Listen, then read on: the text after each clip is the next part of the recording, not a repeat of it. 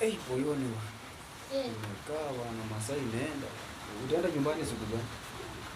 Sinaenda leo. Unajua huko Nairobi maisha ni ngumu, kupewa hata mahindi kidogo bwana, kuja hata ukali bwana. Unajua ulikuja tu mkono mtupu bwana. Sasa angalia, nilikwambia maisha ya Nairobi ni ngumu. Wewe unaona mwenyewe. Maisha ya Nairobi ni safi tu.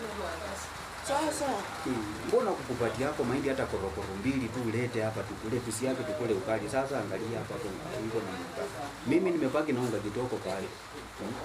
Huko maisha ni ngumu, lakini on life si kupambana.